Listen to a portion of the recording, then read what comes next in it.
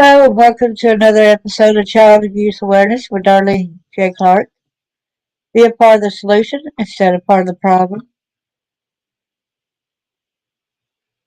Welcome to my channel. Please like, subscribe, and share. Thank you for supporting me. And please don't forget to comment. Thank you for watching. I always like to start off with a Bible verse. So that's what I do, and then we can chat a little bit and get into this.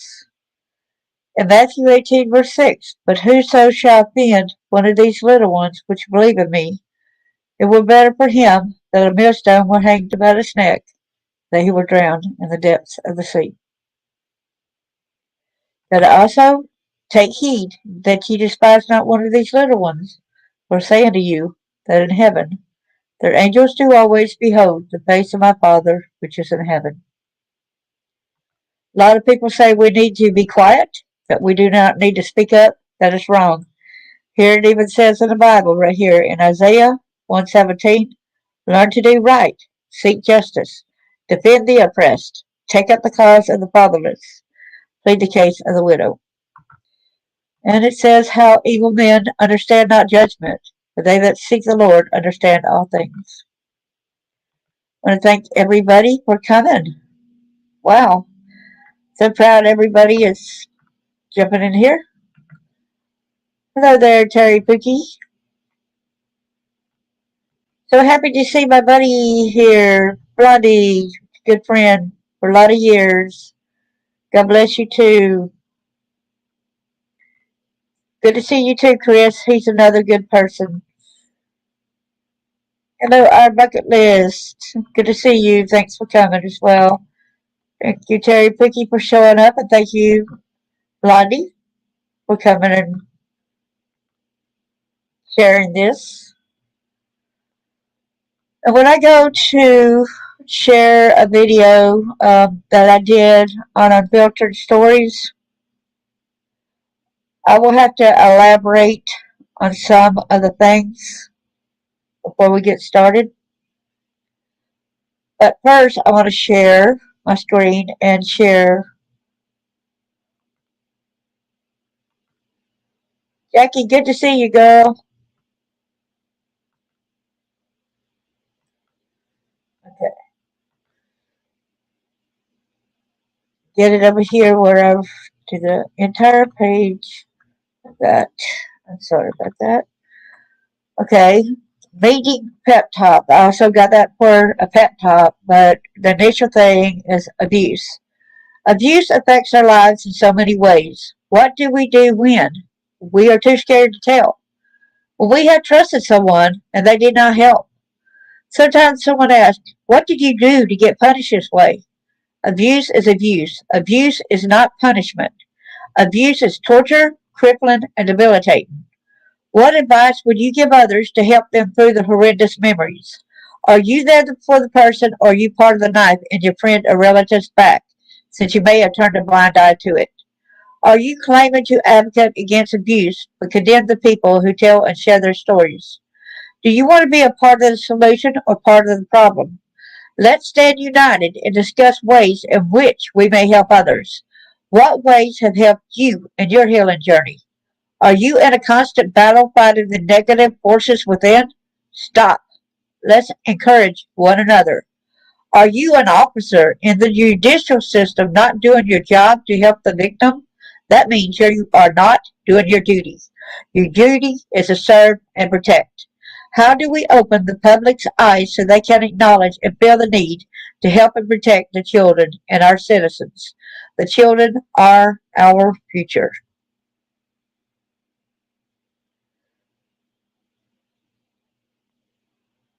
It's so good to see everybody talking amongst each other. I'm so proud of y'all. Thanks for coming and supporting.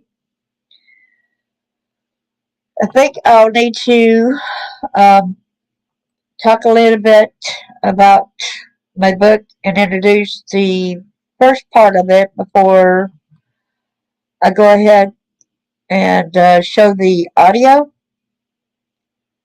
Alright, so sorry about that. I will show one of the pictures and start in front of my book as well. I don't mind doing that. Some of the literature in it, or I show the file before I show the video. Excuse me. Because when I go to show the video, I will be muted and y'all will not be able to hear me. Like when we were kids, people didn't want to get involved. It's not better. It's not any better because a lot of times the police do not want to do their jobs. You try to tell them about that there was a pedophile that lived, a homeless pedophile that lived across the street. The police said, well, he's mental. Okay, here is a picture of me that I do have inside my book. This is the colored copy of it, okay? This is me when I was probably about 8 years old. I do not see a smile on my face because the day after Christmas, my dad would burn all of our presents. We didn't have names, so we're 9 of us kids at home. There's an easy bake oven right there. That's the only thing that did not get burnt. Um, but I did not acknowledge because we didn't have names right at our presents either. They were not wrapped. If we sat at the wrong seat, we forfeited all our presents. Well, thank you so much for sharing all that. So, anyway, I don't mind sharing a lot of this. Disclaimer, da da da. I want to let people know I am not a trained therapist or a medical professional. This book and the accompanying activities are not designed to replace proper medical advice or therapy. They are designed to help you verbalize and visualize the pain and emotion associated with any abuse you are directly or indirectly experiencing, and then share them with said professionals. If you're being abused and are experiencing pain from said abuse, seek professional help immediately.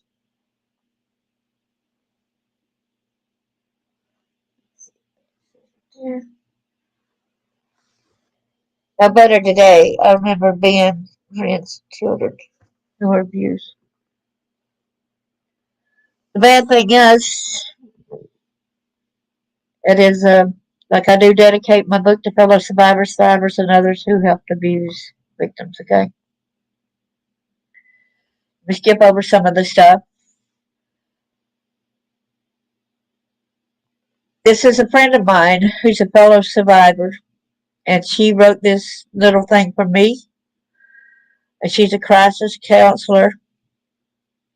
She said that amidst utter heartbreak, anguish, and indisputable personal trauma, Darlene fearlessly attacks the very darkest of subject matter with genuineness that embraces her fellow survivors, undeniably peeling back the layers of shame so many of us carry across our hearts. Darlene's willingness to risk the most vulnerable places of her own heart certainly brings healing to an unsuspected soul, mine included. Personally, as a crisis and trauma counselor working with young women breaking free from the bondage of sexual abuse, incest, and sex trafficking, as well as being a fellow survivor of long term childhood sexual abuse, I find Darlene's faith and resilience truly astounding. Her continued desire to embrace survivors is a testimony to her unconditional compassion for those desperately hurting in this world. It is an unquestionable honor to witness Darlene's immense courage, profound strength, and unparalleled determination when it comes to speaking the truth about childhood sexual abuse. This is a story we need to deeply hear. Her daring words shattered the silence, saying, "No more. Today is the day we break the cycle of abuse." Thus, Darlene is shining an impeccable light on the blackness that penetrates an innocent life when faced with the very bleakest of humanity's treachery. Shine on, Darlene, shine on. So it is with great humility that I introduce you to Darlene's exceptional journey of not only making it out alive, but choosing to thrive. I haven't heard from her in a long time. So y'all please pray for my friend because last I heard, she actually lived in South America, down there helping the trafficked victims herself. They broke into her house and beat her. I pray to God that she is alive today and still fighting, but it is bad down there in South America when they actually broke in her house and beat her for saving a couple of the women victims. And I'll say, I gotta tell y'all, this is not sugarcoating it. There's a lot of stuff. And I want to tell y'all too, strength comes from the past. People continue to tell me to get the past. It doesn't hurt me as badly as it used to. I'm telling my story, one of survival, of courage, of hope. I want to reach out to others who this happened to. People need to learn not to judge. The worst thing I've heard is, I wouldn't have done this and that, and this happened to me. They didn't live it. They don't know what they would have done, either in my situation or in anyone else's. The person has enough trouble surviving and coping without hearing someone saying what they would have done if that happened to them. It's degrading. Surviving the horror of abuse is an inspiration in itself. For those who lived it, they know the hell. Each day was a matter of survival. Yes, some laws are supposed to help the abused victims, but in my situation, it didn't on numerous occasions. Whenever you hear someone's story of abuse, please don't tell them what you would have done. It makes a person feel worse. It is like saying you would have done a better job. But they did the best job they could. They survived. To the judges, are you God? The Bible warns against judging. In Matthew 7, verses 1 and 2, Jesus said, Judge not that you be not judged, but with what judgment you judge, ye shall be judged, and what measure you meet, it shall be measured to you. We need to pat ourselves on the back for surviving the horrors. So please don't say what you would have done or tell the survivor that she or he needs to stop discussing the abuse unless it was you in that situation. I hope to show my strength by sharing my story. I'm hoping others in similar situations can open up and talk about it. The worst a person can do is not talk about it. It gives the perpetrators more power. Let's get our power back and let's keep it. I was destined to write this book. But I'm not going to go ahead and discuss that part. If get my book, so here's a short little picture of that. Now here, I got to discuss the family dynamics before I get into the main gist of that video, okay? So y'all would understand a little more. Daddy Charles was in the United States military stationed in Germany. He met Hilda at a bar. I changed all the names in the story to protect me, all right, everybody? Hilda already had two known children, Gerald and Angelic. Daddy Charles and Hilda had a child together, Gwen, in Germany. They brought Gerald, Hope, and Gwen back from Germany, while up north in the United States, Charles Jr. was born. Hilda and Charles moved back to the South while serving at the arsenal. Marlene and I were born. I supposedly kicked Marlene out. I was born about 20 minutes later. I was able to come home from the hospital a lot sooner than Marlene. I didn't know where we lived, but a great aunt helped take care of me. Later on, Hilda and Charles would abandon us for about a week. Angelica and Gerald were not allowed to cook at the time, yet the bottles needed warming. But back then, they weren't allowed to turn on the stove, so Marlene and I had to drink cold milk. And of course, a lot of it was clabbered. Can you imagine having to take care of four children still in diapers? Marlene and I, Charles Jr. was 1 year old and Gwen was 2 years old. Gerald and Hope were 7+ years older than me. Back then they were cloth diapers. Remember back then it was cloth diapers. Hello there. Good to see you. Glad you're here. Angelica and Gerald had used t-shirts and whatever they could find. Aunt Zelda came over many times and discovered us abandoned again.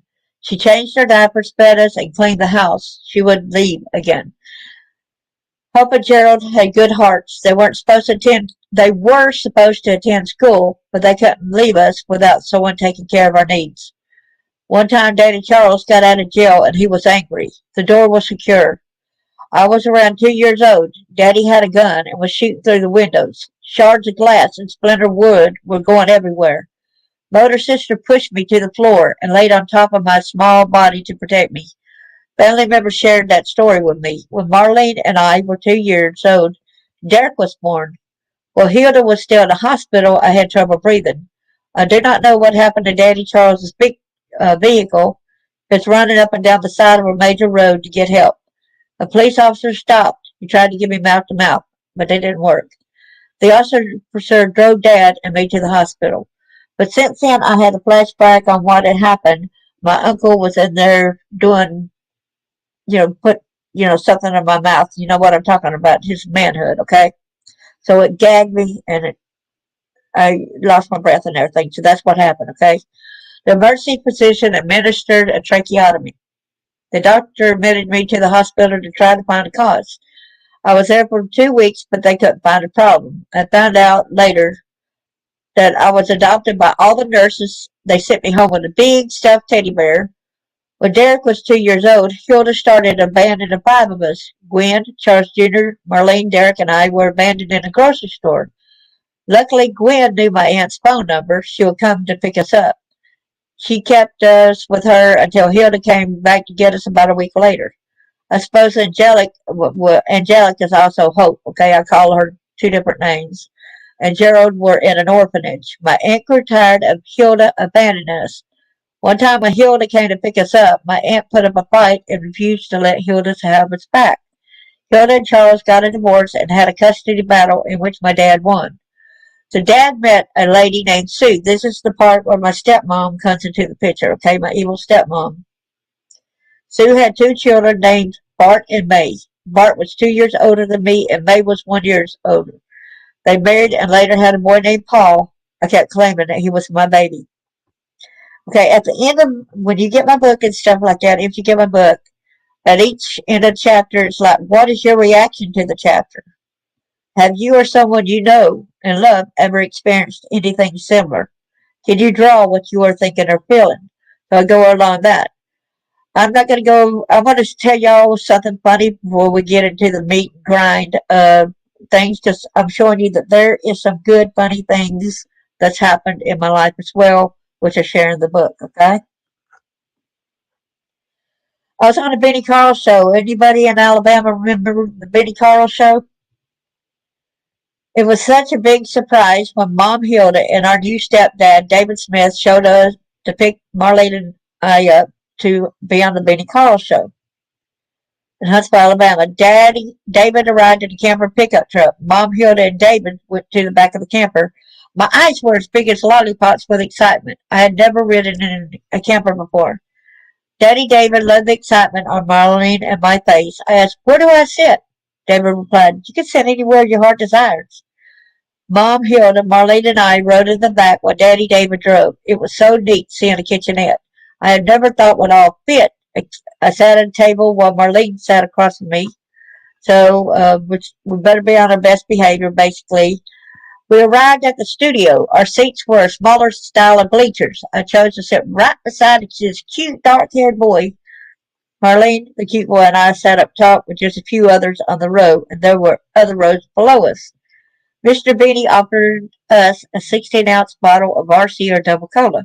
I never had my very own drink before. I was shocked. Beatty started talking with a child at my far right.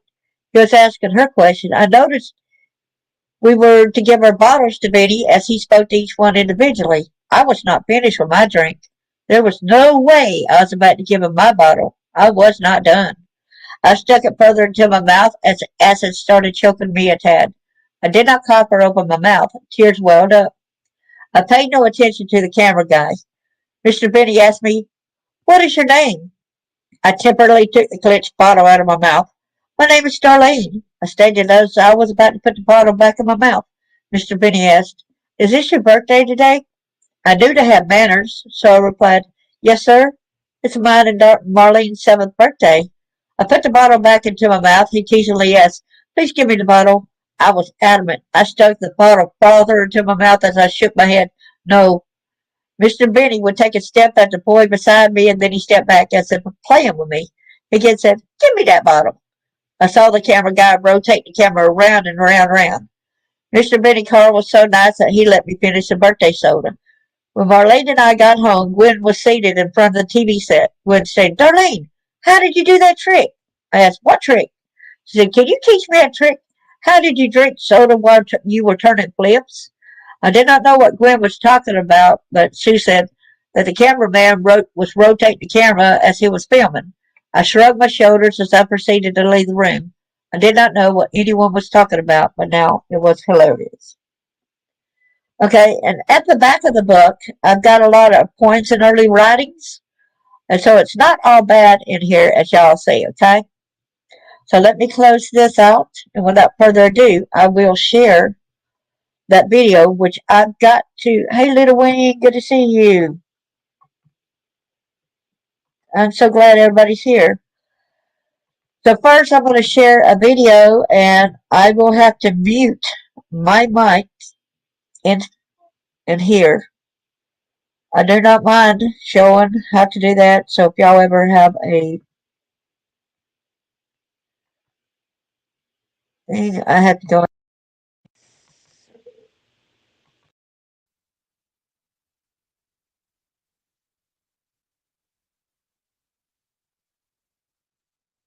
Hello, I am Darlene J. Clark. I'm an advocate against horrific child abuse because I am a victim and a thriver and a survivor. And I am telling my story not for sympathy, not for empathy, but because this happens too often to too many people. I have been sexually abused, neglected, sex trafficked, monetarily wise, even by police force, even when married. No one would stand up and help me. But there was always God. My mother came from Germany, and my dad met her in the military, and she had other kids in Germany, and then had another kid with my daddy. They divorced when I was 4 years old. I was 4 years old. That's when my stepmom came into the picture. When I was a teenager, I was shocked when she said something. She said, I stopped your temper tantrums when you were 4 years old by holding your head full down in a sink full of water till you went unconscious. And I'm like, what? How did I not drown? There had to be God. There's no other way about it. I would never ask my mother why she would do anything, or my stepmother, nor my daddy. I was like a robot. I had to be at their beck and call and do what they say. If they say jump, you say how high.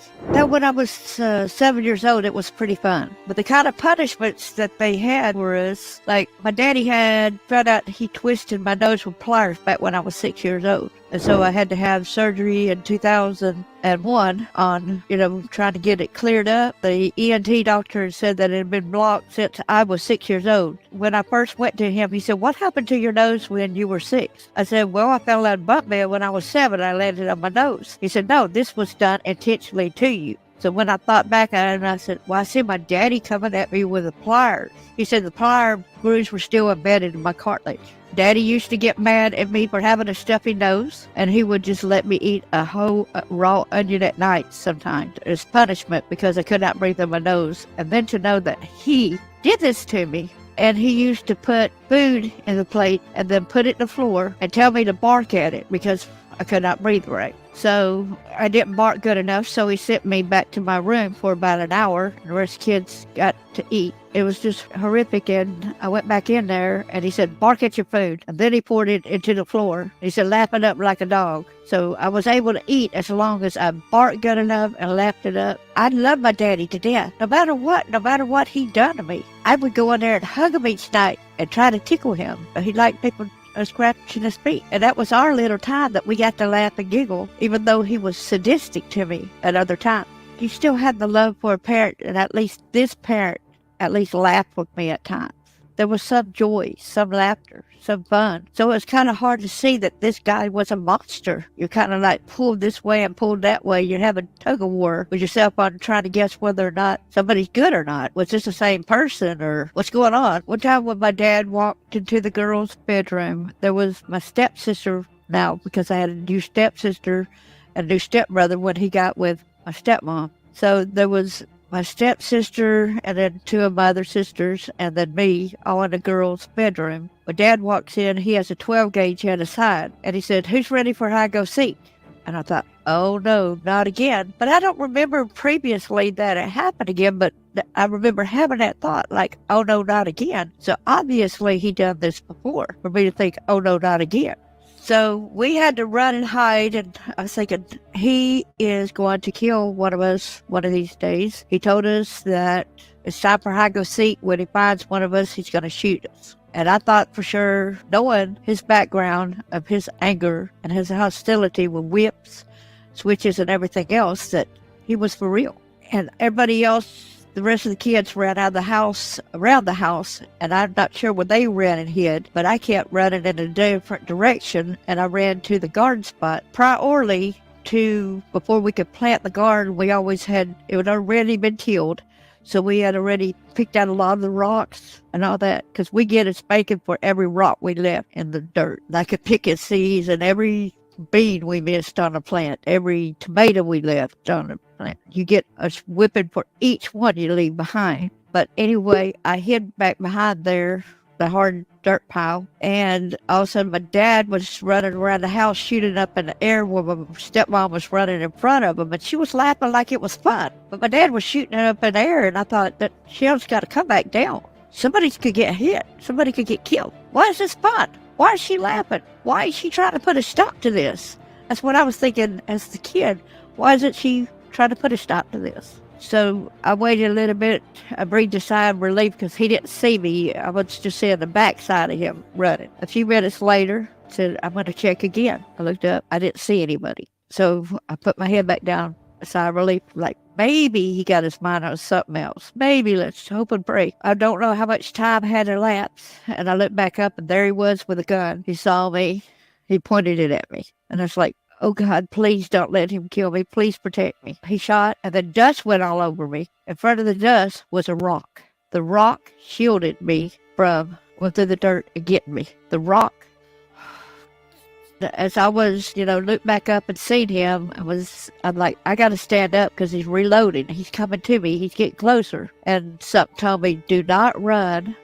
He's shooting you in the back, with an excuse that he was hunting a rabbit or hunting a squirrel, and I just gotten away. So I did as his voice was guiding me to do, and it's like I could not even feel my legs up underneath me. I felt like I was floating, and I was walking on up to my dad. I'll say floating because that's what it really felt like I was doing, floating. But something told me to keep eye contact with him. Do not look away. So to show him you're not as scared, even though I was petrified.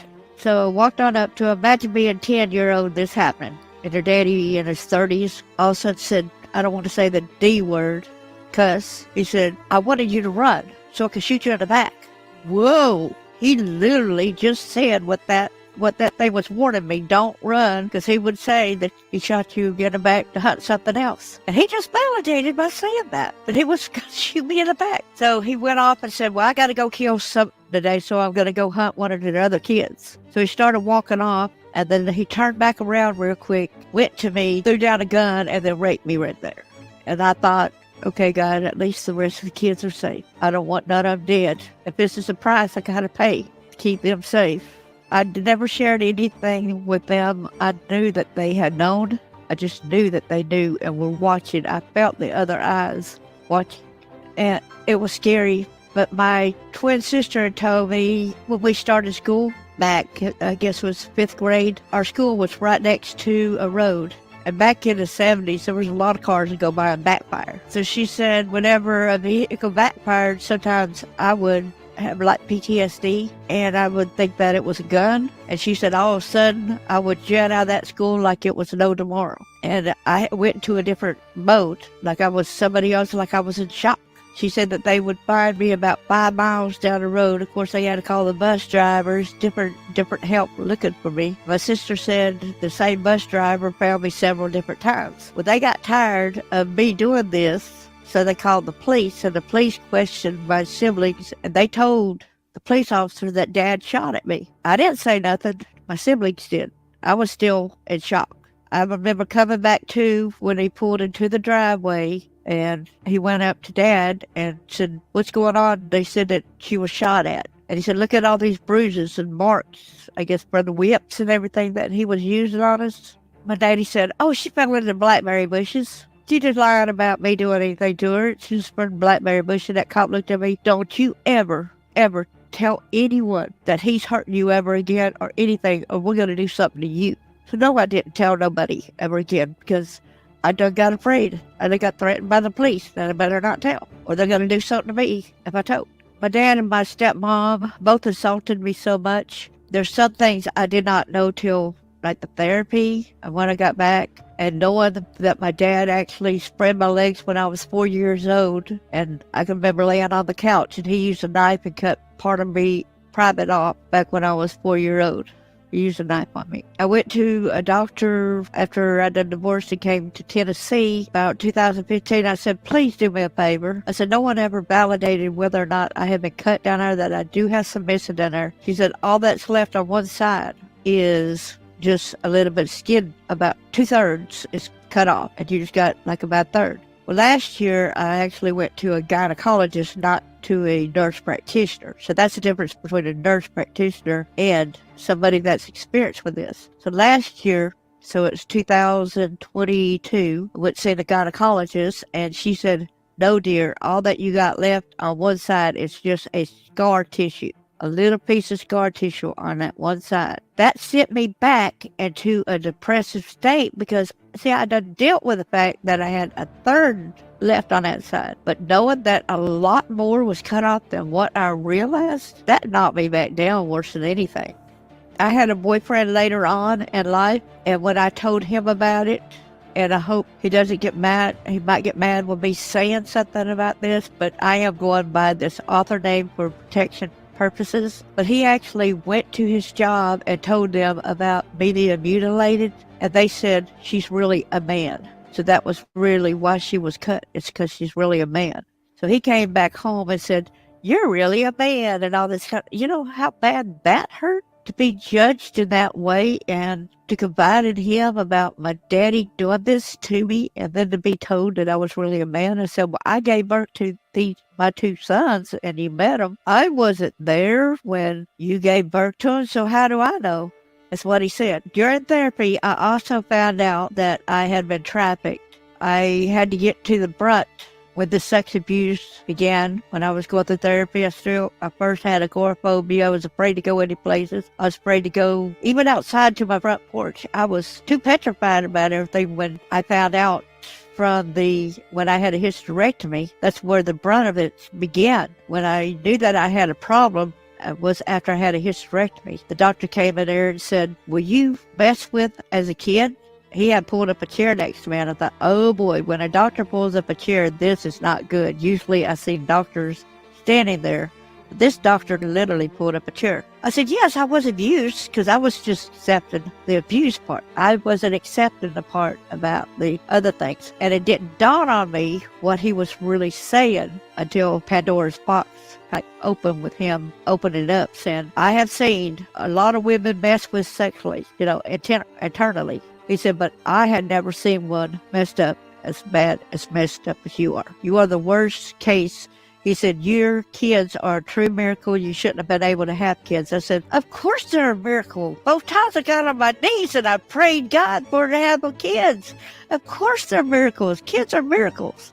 And that's the way I looked at it. What I thought was the brunt of the sex abuse was age 2, but the first time that my mom actually sold me to one of Dad's military buddies, where my dad was right there too, and my mom put my naked 2-year-old body on a kitchen table, and that guy and Dad was drinking beer, and I can remember the metal rungs on the old kitchen tables, and they were, the tables were metal back then, and they were colored on the top. And I remember it being yellow. And I remember the sides being, metal silver. With the rungs, they opened the beer bottle. And I remember my mom put me up there. You better lay there still. He paid $30 to do this. You better not cry. You better just take it. The next thing I know is I'm in a bathtub of water. Here I am, 2-year-old. And that water just feels like the slightest movement, I would have toppled over and drowned. I can remember that sensation, like, I can't even move, and guess they want me to drown in here. That's what I was thinking. They want me to drown. I was so afraid to move, and then I noticed some water being blood red. There were other times when we lived in Florida where my mom dressed me up, and I thought it was like special. Mama's got a special time with me.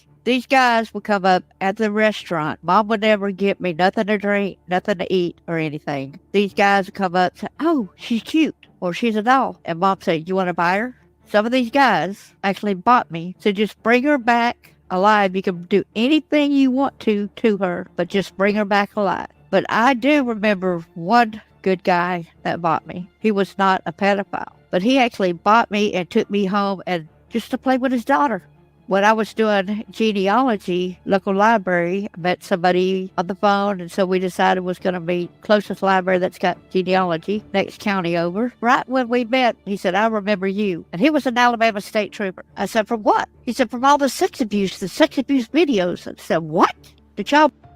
All of a sudden, I fell backwards. My feet went out from underneath me. I tried to grab the hold of the table because I was going backwards. He was telling me that his dad did over 300 movies, child, and he said that I was in the majority of them. And he said he still is excited when he thinks about doing me. And I'm like, Lord, why can't I not get up and walk? When I was going through therapy and I started remembering some of this, it made me angry. It really, like all these people that's supposed to be my protectors, to know the sadisticness of what they did, to know that even when my husband was hearing this, he was beating me at the time too. And the cop said he can beat me all he likes as long as he don't kill me on top of that. So it's like, and the church saying I was such an immoral person when they found out about this, that it's best to let my husband kill me. So it's like everywhere I went, I was being bombarded with evil. People just want me to be gone. People wanted me to die. My main recovery, I think one psychiatrist in particular. First therapist I went to, I will not thank him. The one that I first started remembering, because he was sadistic himself. He said he would do unconventional therapy. He would lock the door and he would force me to sit in his lap and say, not let me go until I told him exactly what he wanted me to say had happened. And he had wet places on his pants. You see that he was excited. And I would tell my husband about it. And he goes, well, he said he could do anything he wants to. It's unconventional therapy. He can do whatever. It's okay with him. The elder said it's okay with him too, because the elder was giving him the money because we didn't have the insurance and whatnot. I looked at psych help as being something that's wanted, not something that was necessary. So I had to do what I could, when somebody helping pay a therapist, and I was having to end up being abused still. And so one time he was recording me and he was putting a monitor, on my shirt, and I had a button up right here. And I said, well, if I go under his hypnotize, if I go up him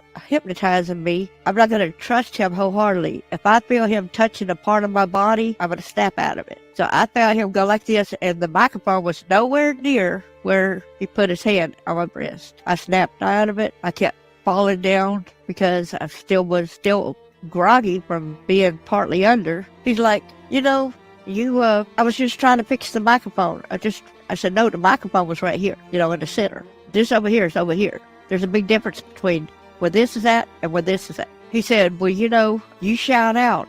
Guess what? The police will believe me. I said, I don't care if they believe you or not, but I'm still going to scream rape or whatever you do, until you let me have that. Because what he did, he actually would lock the door and lock me in there and hide the key where I couldn't get to it. If he had to go to the bathroom at any time, I had to go in there with him and turn my back. It was horrible. And finally, therapy, I told him I wasn't coming back, and I didn't go back. And then, luckily, insurance started covering, and I met this guy, doctor, and I really thought a lot of him. He's deceased now. He was the godsend that was sent to me. I asked him, I said, how come you believe my stories when nobody else would? He said, it's simple. He said, whenever I ask you a question, you answer right away. He said, a lot of other people that answer right away, a lot of times it don't fit in. He said, however, when you answer, it sounds horrible, but it fits in to what you're saying. So I know you're telling the truth. And it took somebody believing me to start change the cycle. But that's where I uncovered that about my stepmom holding me down. This was after my dad died. Her holding me down while her son raped me and me getting pregnant. That's where I had uncovered that. And to know more about that story, it's in my book. I have never confronted my dad. He died. Well, in a way I did when I was 14. Of course, some of the stuff I didn't remember when I was 14, but some of it. But when I was 14, I had pneumonia. And Dad stayed home from church and stayed with me. And he built a fire. And the rest of the family, the siblings, went to church. And I think they went somewhere after that because they had to be gone over an hour. Because when you make homemade peanut brittle, he's like, I'm sorry about what I've done to you. He said, but your stepmom made me. And I looked at him like, but I knew I couldn't talk back to him. You know what I'm saying? I knew. But I looked at him so strange and I said, I was thinking, but Dad, what about what you done to me before she ever came into the picture? How could you blame her for what you did? Then he goes, well, I'm going to divorce her after this one job. I'm going to divorce her and I'm going to come back and pick you, take you away from here. And he literally said he's going to marry me. I said, Dad, how can you marry me? He said, you're my dad. I said, the church would not allow you to marry me either because it would not be scriptural for daddy to marry your daughter. He said, they will once they know the truth. I said, well, what's the truth then, Dad? He said, I will tell you the truth when I come back from that job, in which he ended up dying on the job, so I never could find out what that secret was. This was the first time that I was allowed to be myself in a picture, and you could see the hurt child and everything, so I thought that was perfect for the book.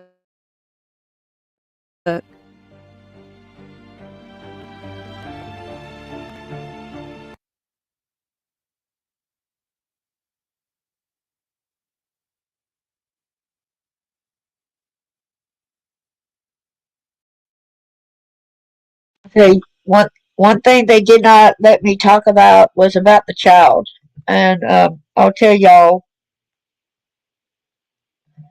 I think it's best if I read it out, and let me get my book right quick, and I'll read y'all the story of it because we're not talking about it.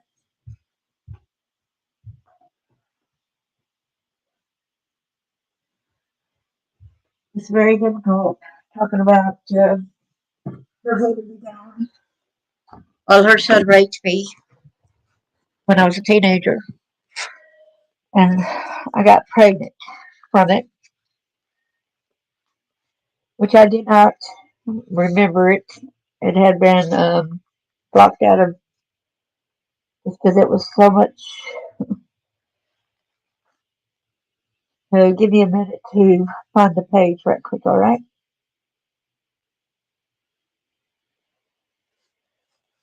We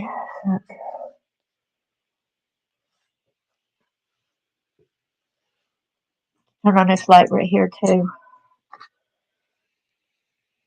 One visit with Dr. Jack Kemp. I really like this doctor and everything because I laughed about it when I mentioned his name because he looked like Mario from Mario Brothers. He was short in stature. He had that little mustache and everything. When he sat in his office chair, he couldn't even reach the floor. He was so short. So him bouncing up, bouncing on his chair, that rocked himself, it's kind of funny sight.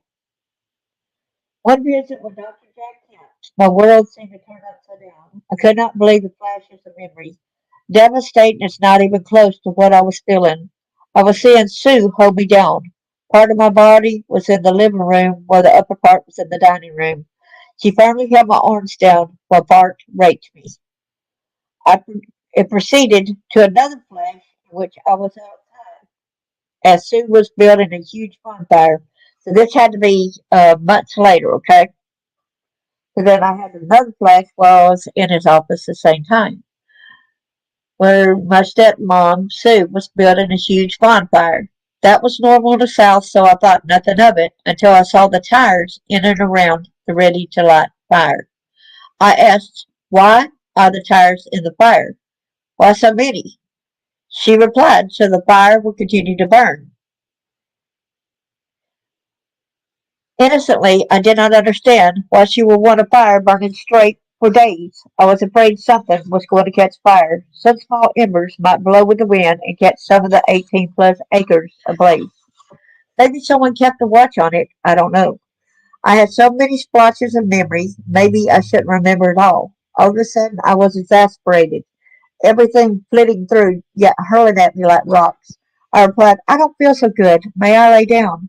Dr. Kent replied, if you feel like it. I felt faint. Dr. Jack Kemp replied, small breaths. It's okay. Take your time. All of a sudden, I had a burst of energy with the disbelief of a memory. I jumped up. I stated, oh no, this isn't right. Why? Why? Excuse me, it still gets to me. Sorry, so please bear with me. I sobbed uncontrollably as I described to Dr. Kemp, and now you. My deepest nightmare, my greatest horror. I saw Mama Sue make me lie down on the floor. I always did as Mama Sue said. I was her robot. I feared her. She had a white metal coat hanger on the end of a flash water. I was naked on the kitchen floor, and she was in between my legs. I do not remember giving birth, but I remember her handing me a baby boy as I was still lying on the floor. He and I bonded as he wrapped his tiny fingers around my index finger. Sue bent down and took him from my loving arms. I thought, where are you going with my baby? What are you going to do with him? Of course, I said nothing out loud for fear of Sue's retaliation. Sorry, I got to take a breath a minute, okay?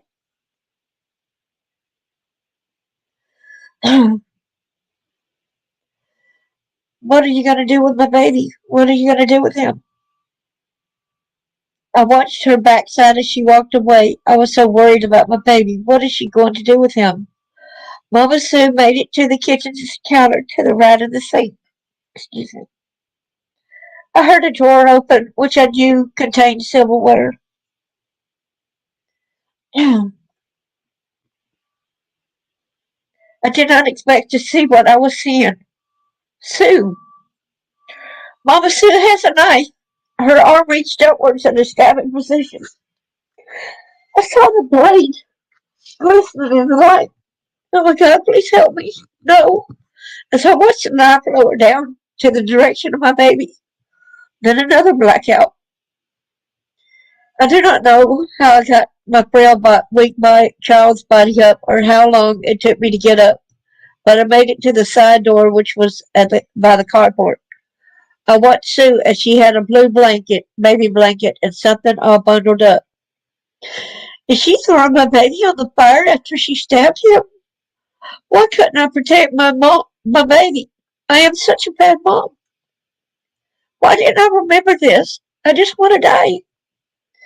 Dr. Kemp asked, do you have any proof? I said, no. Wait, I sort of do. I'm so baffled. How could this happen? I told Dr. Jack Kemp I remember when I was pregnant with my first son while I was married. The nurse said I had a baby before. What did I do with it? I thought she was crazy. I thought I would remember if I had a baby before. She even called the police who I was at the health department. That's where I was when it happened. The police questioned me. I told the police I did not have a baby before. I called my husband to come pick me up, and tell the police I did not have a baby before. Jeffrey left work to come and get me away from the situation as he didn't know about a baby either. Dr. Jack Kemp replied, that's your proof. A doctor knows if a woman has had a baby before. Jeffrey left work to come and get me away like that, you know. He said, I won't call the police since there's no birth certificate for him. However, you could go to jail if your stepmom denies it and puts the blame on you. It would be as she said. She said. So that's why he didn't call the police, because he didn't want me to go to jail for something I didn't do, but they did to me. The baby won't get no justice. I would just name him John Paul Clark after my deceased brother. Why did this happen? Why couldn't I protect my baby? It's all my fault. I want to die. I am no good. I hate myself. Why? Why? Why? And for a long time, I was suicidal. For a long time, I tried to kill myself. I am glad now that I overcome it. I share my story because it happens too often. I want to reiterate some of the writings that I have written to try to get past it. And I'll say how I felt. And this is in my book as well. I thank y'all for being here for me. Thanks for y'all being here. Y'all are giving me the courage as well. Okay, this is called I Need to Know. If anybody's got a copy of my book, it's on page one of blurred. I can't really see the page. I think it says 167. Okay, love you too. I used this called I need to know. I need to know if all is okay. Tired of this never ending battle. Never knowing which direction, from here or there. Scattered like seeds in the wind. Shattered like a broken window pane. Never ending bleeding, turning, yearning. Always a response of no. Does who is responsible feel remorse? Oh, but of course, no remorse. I need to know they feel remorse. I need to know and feel understanding, sympathy, love, and acceptance. So now I'm going to read. That's how I felt, and so I'm going to break it down and say how I felt versus how I feel today. Now, many don't believe there are real monsters out there, but they are. So when I went and I need to know if all is okay, tired of this never ending battle. Years ago when I wrote this, I did not feel all was okay because I did not want to struggle to get better if the end of the tunnel was more darkness, more cruelty, more pain. I'm happy now that I struggled and did not give up. By God's mercy and grace, I survived. There's some good times and some bad times. That's a part of life. It is well worth viewing it from a healthy, healing standpoint than through the dark shades I previously used. If someone thinks to tell someone who is going through something similar to stop being so negative, don't say that. Just be there for the person. Let them express themselves. Do not question and tell them the things you would have done if you did not live their life. It was not you who learned it was not okay to have your own thoughts and ideas. Some who are reading this or going to read this will understand what I am saying because they endured it. It is hard hearing others say what they would have done this or that. They have no clue. It does not help the person dealing with the memories of trauma. In fact, it is infuriating and belittling. It tells the survivor they should have done something differently when in fact they did the best they could. They survived. The concept of never knowing which direction from here or there, I never knew which direction to go for help. Only a few were skilled enough to truly help. The ones who were not skilled enough told me such atrocities as, "You were never sexually abused. You wanted your dad to have sex with you, but it never happened. You lied about the past," etc. Boy, all this ticked me off. I had blocked it for so many years when it reared its ugly head. I was devastated. I did not know how to deal with such traumatic sexual abuse, these memories of trauma. There was no way I was going to push your memories down and seal them as well as lie to myself by denying it. It was unnerving when I realized the truth. Finding a therapist who listened and seemed to understand without judging is what I deem as a truly skilled therapist thoughtful compassion. Well, thank you so much. I appreciate that. Thank you, Therapeutic. I appreciate it. Thank you, Little Wing. You reading with me? Thank you. Scattered like seeds in the wind, shattered like a broken window pane. I had so many mixed emotions at the time from being abused in the past and dealing with the present abuse I endured, like I said, from my husband. That is why I was incapable of seeing a light at the end of the tunnel. The here and now was abused as well. It was a hurricane of internal emotions. I felt I can be loved. I am worthy of being loved. I can't be loved. I'm not good enough to be loved. I'm not worthy of love. All those feelings at the same time. What a conflict of emotions. It was all because I was not loved. My husband did not console me when I cried. Often the resounding words, "Shut up." Always told to shut up, even as a child. I knew children were to be seen and not heard. I thought it was never ending. But it does end. I do not feel the daily pain of abuse, whether it be past or present, though I do feel the pain often. Sometimes it does feel like a slap in the face. The old conflicts with a new. I am elated that the pain has dissipated tremendously. I used to feel I was all alone and no one cared. At times I feel the loneliness, but now I can see that others care. There are a lot of people who do not know me who care. It is human nature. Good people genuinely care. But thank you so much. for saying that. I appreciate that. Sounded like a broken window pane, never ending bleeding, turning, yearning, always a response of no. Does who is responsible feel remorse? Oh, but of course, no remorse. At the time I wrote the above poem, I felt like I wanted the abusers to feel remorse for the pain they inflicted on me. In my healing, I accept the fact I do not need to feel their remorse. I feel bad for the perpetrators and pray they get their hearts right with God. I left the bad, negative, abusive family and friends behind. I acknowledge that abusers in general deny they ever did any heinous acts towards the victim. They usually blame the victim, saying things like, they're crazy, they like being hit, they make things up, they hurt me instead. If you try to get an apology, usually you will not acquire one. You may have you may leave hurt and angry because they blame you instead of accepting their faults. Oh, I need to, because I'm actually not. I actually don't have the book open, and I guess I need to get to that page and share with y'all can read with me, right? So let me get that file back open up, okay?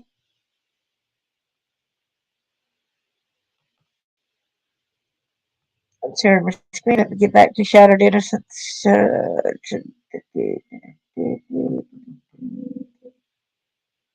it back up. Try to get down to.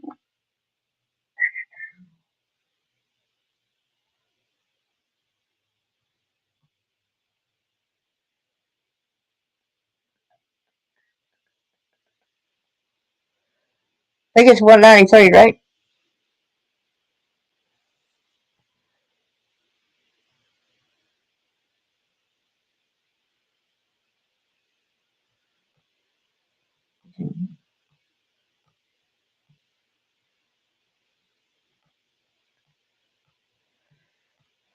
There's a lot of information in here, people. So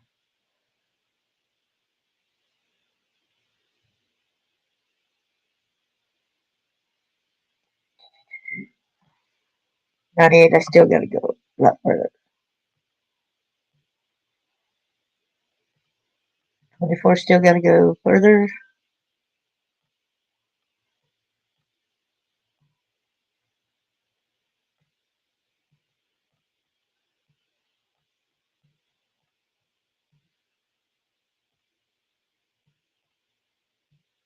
Get closer.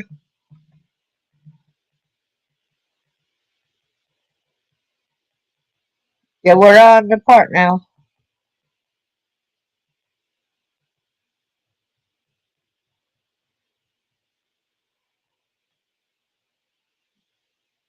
Yeah, got to go to 133. 193, sorry.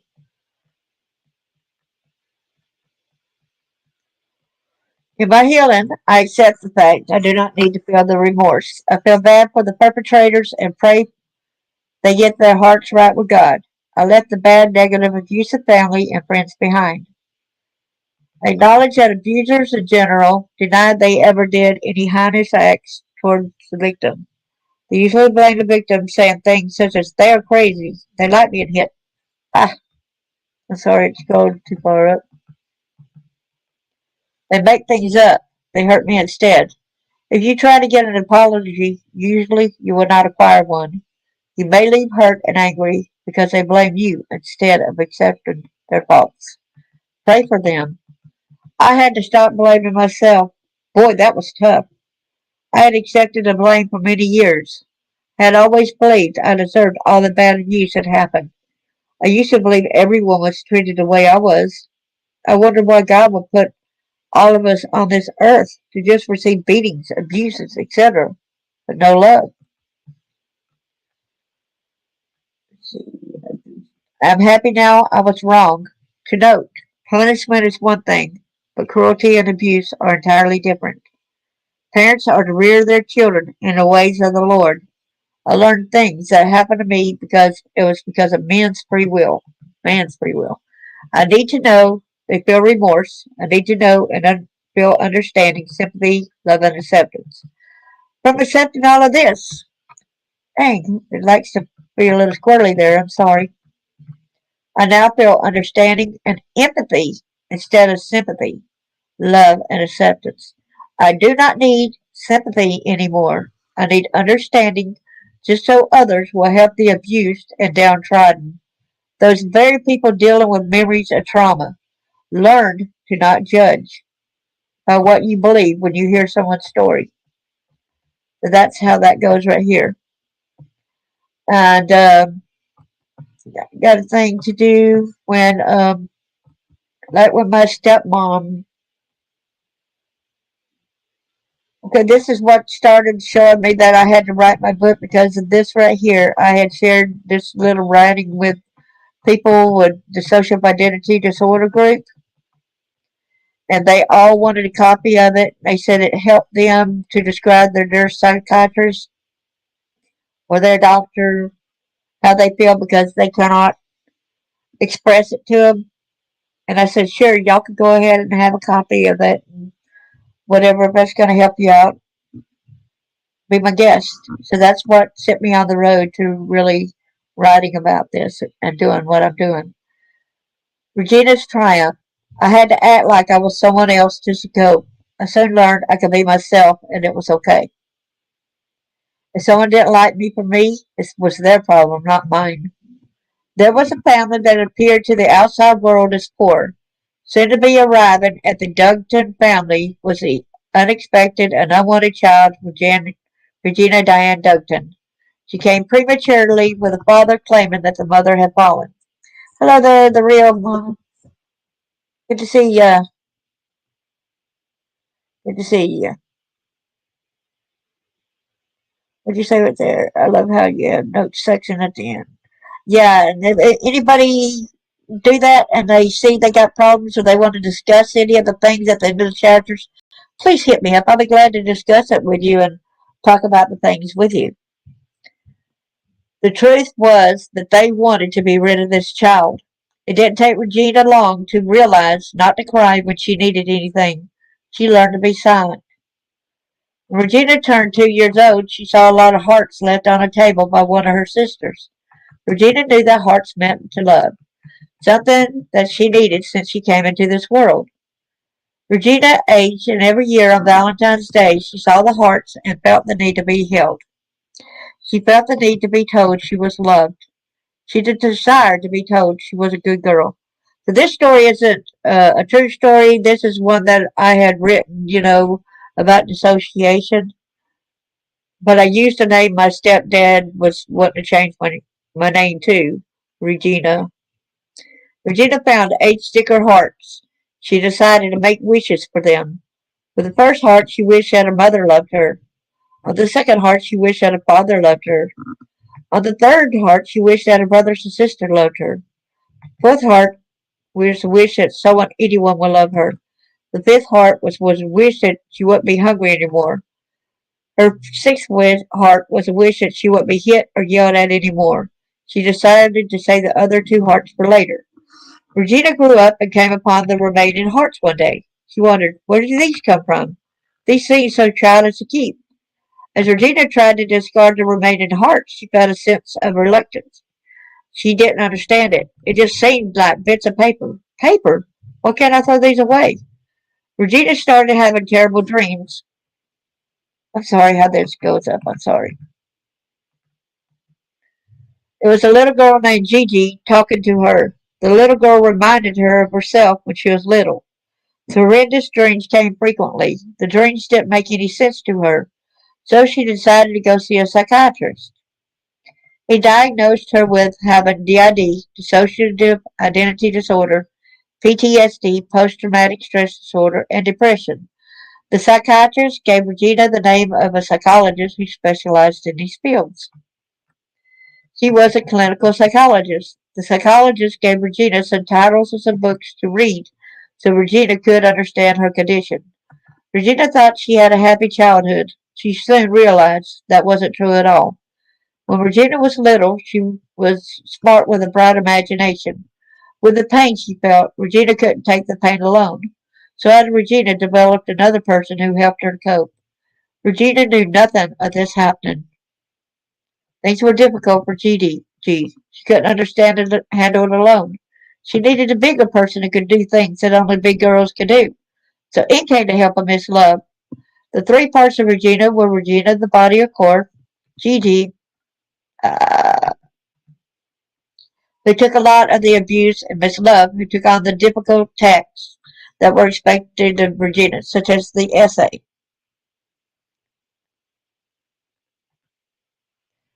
Regina only knew of herself, but she had to admit she had blackouts and time lapses. The books made sense. People would call Regina other names. Regina would just smile at them and walk on by. Gigi and Miss Love told the therapist the story behind the hearts. The therapist had an idea. She told the different personalities to tell the hearts the stories, to share the pain, to get the feelings out, then throw the hearts away. These hearts don't bleed if you yell, scream, or cry. These hearts can take it. The therapist's idea worked, although it took time. The abuse didn't happen overnight, so the healing wouldn't happen overnight either. Soon the three personalities became one adequate, loving person. Today, the new Regina always takes sticker hearts wherever she goes. She approaches people with a friendly hello, asking if they mind having one of her hearts. She tells them with a smile, this is to remind you that someone cares. Regina started using her past to help others who have been abused and traumatized. She wanted to get the word out that you can overcome the abuse, to never give up. They are true survivors. Do not see yourself as weak or no good. See yourself as a strong person you truly are. I hope that y'all continue to advocate against abuse. This fight is a horrendous fight. It happens too often to too many people. We do not need to be silent. We need to get our voices out. Yeah, I kind of use that as a metaphor for me, as far as the getting out. And I would have liked to gone out and give hearts to different people. But you know how society would be if you went up to people and say, "You might have one of my sticker hearts." They would really, in reality, tell you, "No, get lost, whatever." You know what I'm saying? So that was a metaphor showing and expressing love to others. That's the way I tried to present it. Of her showing love and letting it out there that people generally care for one another. If, if there's a lot of people that generally care. Even though there is a lot of evil out there, a lot of evil, sadistic people, but there are people out there that genuinely care. So I kind of like use me as an example of some of the instances, but I tried to get it out there so people could understand more about how DID works. Because with the horrendous stuff I felt, and I did have to be different people when they did the child pornography. Can y'all imagine going in there and going to the library to meet a person for genealogy? The moment you put your purse down, you don't even get seated. Then all of a sudden, he says, I remember you. From what? He said, from all the child porno. And my legs went up underneath me. I fell. I grabbed a hold of the table from going on over the chair. Yes, I would like that if you would like me to. The more we get it out, the better it will be, I believe. And it's horrendous, y'all. And I wanted to get up and walk, but I could not get up from that table. My legs would not work. It failed me. Bless your heart. I'm glad I didn't have schizophrenia. That's be hard to live with. Both, both of that. And I could not get up from that chair, as I said. And he goes, I said, child porno? He said, my daddy had over 300 child pornos, and you were the majority of them. And I was like, what?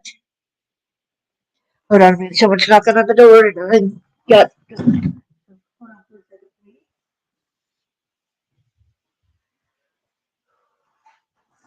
They're alive right now. They can hear you, whatever said. So they're alive right now. Well, the doctor called me, Lisa. They were telling video at 5 o'clock this afternoon. Can you help me do that? I have no idea how to do it. Okay, I'm trying. Okay. I'll come look up you. I go there for a while. Yeah, we all heard that. So whenever he said that I was in the majority of them, do y'all understand how that hurts? Do you understand that it hurts hearing that you were in a majority of child pornography and you don't remember any of it? Except for I do have little flashes of me with a little thing I had to say. And I will tell y'all in that little voice how it was. I don't know if y'all want to hear it or not. The line I had to say for these 6 sadistic men. My name is Candy. I taste your standing. I'm every man's fantasy. That's what I had to say. Isn't that horrible to have to tell a kid to say that kind of stuff so these sickos could have their way with that child? I had to act like it didn't hurt. I had to lay there and take it.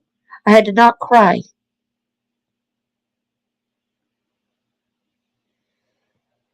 Oh. So the thing about it is, this guy, he was a Alabama state trooper. An Alabama state trooper, yes. His daddy had an auction house, so it's big in the town. He also had an ice cream shop, the family did, and the family also had a hamburger shop.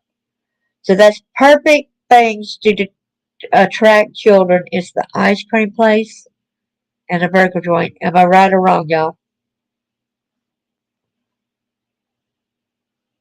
Thank you. And I thought it was something else. I didn't understand why my dad would dress me up in a dress and go to the auction house. But in the back room, when the auctions was over, that's where my daddy took me. And that's when the other stuff happened where my daddy actually sold me. These guys bought me. These guys bought me and all that kind of stuff. I had to dress up. So a lot of my family don't know. They said, we didn't have a camera back then. I don't care if we had a camera back then. We didn't have a camera back then, but these pedophiles did. These guys doing the videos did. I ain't claiming that we had a camera where we could do the reel to reel videos or nothing. I'm claiming that Dad took me to a spot when and showed me where the guy could do these things to me. Excuse me, there's a big difference between us having it and other people having it. Just because we didn't have it did not mean it did not happen. And I got a sister who that mama had sold to a guy, to a police officer in Florida, and my sister kept running away from him. She was supposed to stay with him until she became age to marry him, but my sister was like, "Oh no," and she ran away. Well, Mom would go back to get her and take her back, to the orphanage. So discipline her, like you either take what this guy gives you, or you being taken back to the orphanage, right? Okay, I wish I had your email address.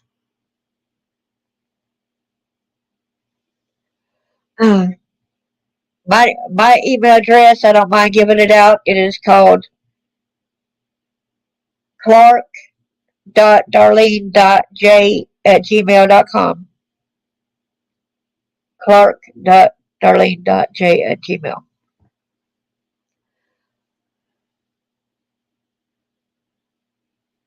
And so the third time my sister ran away from that police officer, Mom took her back to the orphanage, and so my sister had to age out.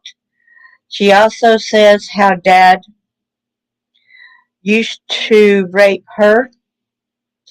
She also, when I told her about my dad cutting me between my legs, I asked her, why does he think, what's her reason behind my dad doing that to me?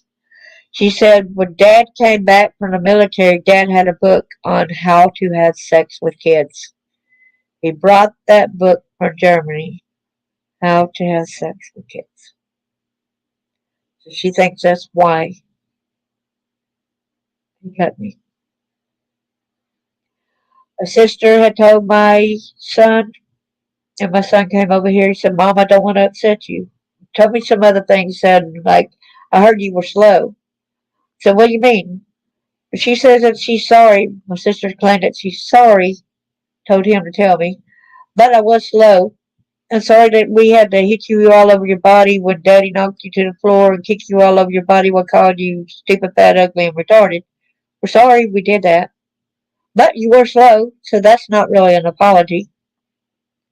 She was still condoning, saying, but you were slow. She added the but. Okay? And I said, son,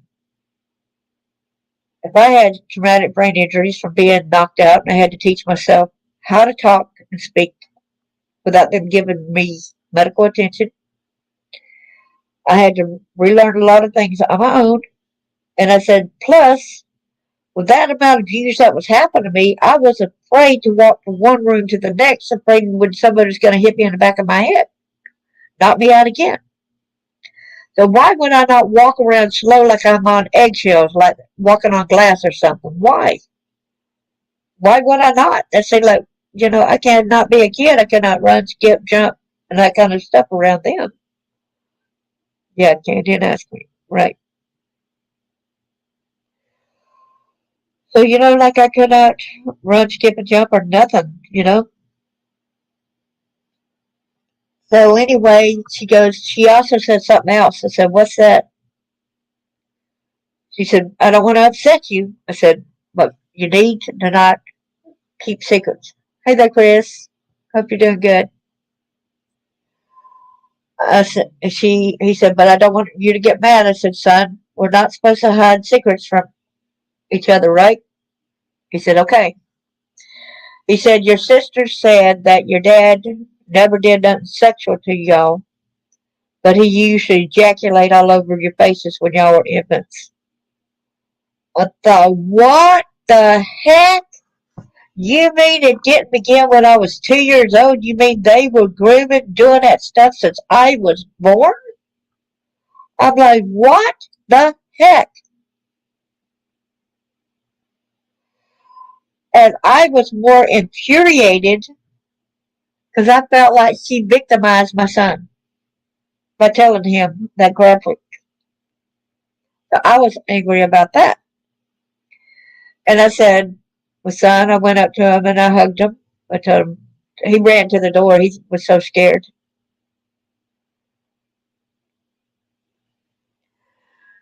And I hugged him. I said, son, if a father would do that to a child when they're an infant, that sex abuse grows. And that I told you the things that happened to Sabina. That's why when my daddy got out of jail that time, I'll tell y'all the story on why he went to jail when he came back, why he was mad. Because that same day, my mom walked in on my daddy raping my sister Sabina. My mom ended up beating my sister Sabina. You're trying to steal my man, is what she accused my sister of, instead of being there for my sister that had just been raped by my dad. So then mom thought about it more and she went and put him in jail. And then the same day she went back up there and posted bail. So when she posted bail, and then when my sister went to the door, looked out the window and stuff, she had seen my daddy standing out there with a shotgun. So she locked the doors to protect us. We all might be dead today had she not done that. But I was standing in the room, according to my sister, and Daddy was trying to shoot me. He was shooting all through all the shards of glass and the splintered wood from the door frame and all was, coming at me. And at 2 years old, I did not know to get down in the ground. I just stood there like in shock. So she said she had to tackle me and lay on top of my body So she said her body started getting hit with shards of glass and the splintered wood and everything. So I call her my mommy sister, kind of, because she had to always take care of us when we were abandoned until they put her in an orphanage. So, y'all, that's a lot of my story. That's a lot worse than that. I don't talk about. I'll tell y'all another thing before I go because I do not have this in my book. I told y'all I'll tell y'all something else. One of the times they did have satanic meetings, and I know that don't surprise y'all none. One time they were going to sacrifice me, and they had me in a different altered state. And I can remember everybody wearing these heads, and they had this like pentagram on the bottom, so it was inside a tent, and it already had the floor thing was made into it and everything. Okay, so you were not on the ground. Love you too, Bucket. And then all of a sudden, when they were praying to Satan or whatever, even though I'm not strong enough and I would never stab nobody, it's like uh, something helped me grab that knife and I stabbed that guy in his thigh. He was known as Master C. We had to call him Master C. So I stabbed his leg and I ran out of the tent. Then all of a sudden, here I was, not this 2 or 3 year old that they had got my mind altered to that, but I was this 15, 15-year old, 15, 16-year old. So they had altered my mind down to that young age. Y'all know what I'm saying? So when I opened up and saw outside, it was light outside. I was shocked because inside I really thought it was nighttime. When I got outside, I got the shock of my life, y'all. There were all these cages with kids in it. Something told me to run to the cages, that I was their only hope. And I started opening the cages and told them to run around the house to the other side. Something told me to send them to around the other side of the house, not this one direction, right? So that's what I did. And the next thing I know, I'm being pulled out from underneath the house. I had been beaten, stuffed in a box to die up underneath the house. Years later, I was at a dating site and I ran into the guy who saved me out from underneath the house. And he said, yeah. And I ran into one of the girls too. And I said, are you okay? I asked the girl, I said, are you okay? She said, no, I'm not okay, because when I got home, because she said when she ran and got away, they had killed her sister. I'm like, I'm sorry. She said, I wish I just would have went ahead and was killed because they killed my sister. I'm like, oh, I'm sorry. I'm sorry, I cannot. Yes, you can. And it's so sad to know that it's good to know that you come and to run to some of the people that validated. He said that he ended up saving me and getting me out of that box, and he took me to a hotel room because I was so beat that I could not walk. And so he saved my life, took me to a hotel. I was underage. And he said the cops found me 3 days later, and he said she's got to be returned back to them people. And I was thinking, oh no, you're taking me back to them people. The people that just tried to kill me, the people that killed my son. I didn't even remember about my son, but, when I go back and think about it, today I go, the people that killed my son, taking me back to that, taking me back to the people, drug me around, used to dip my nose in cow manure, make me go to town with cow manure on my nose. It's a very sadistic life, y'all. Very sadistic people. There was no telling, as I said, because of police, like what I said. But he said that when the police came, they said that he got to take me back. And he said, but look at the bruises. Look at, I just now got her where she's able to walk.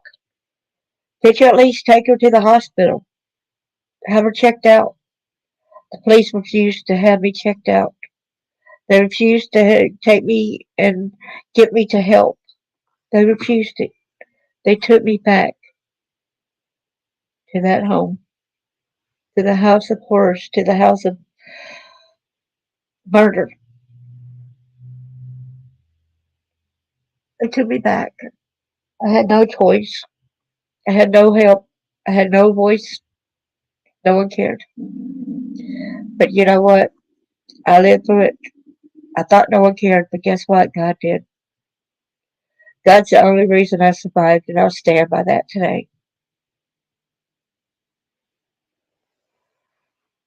Yes, it does. Now y'all know more of my story, more that's what's even in the book.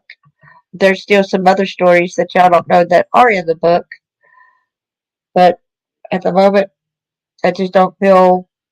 I feel safer. Like I'm good. Feel like I'm being guided by God. Like it's okay to go ahead and share these parts online because too many kids are getting done this way, right? So even though I cannot write some of this down on paper yet, y'all see how devastating it is for me to even have to read that about my son. I broke down and cried. I cannot help it. It's just a part of it. I should, and I don't want to apologize. And it's okay to have these emotions, these feelings. So I want y'all to know to speak up, speak out. If y'all see something, say something. But please do not approach the perpetrators. They might have a weapon, and then what good is that with you against somebody that's got a weapon? We don't want you to be a statistic. Also, out of your bravery, gotta be smart about finding the right way for that person to get out. I want to say thank y'all for coming, and God bless y'all. And I hope to God that y'all understand what I'm trying to get across. That this happens to our kids too often. A lot of people don't feel safe enough and never tell their stories. A lot of people, my friends that went through similar, they said they can't do it, but they told me that I'm their voice. So now that responsibility is put on me because they said I was their voice. Because they couldn't do it, so I'm having to do it for not just me, but for these other people who told me please do it for their voice. I said okay, I will. I want to thank you all and say God bless you all. And yes, you feel free to share it. And I'm not saying this from a whiny person. I'm not saying this for attention. I'm saying this because this story has happened to too many of our children today. Thank you so much. And God bless each and every one of y'all. And I'll see y'all on the next stream, okay? Lots of love.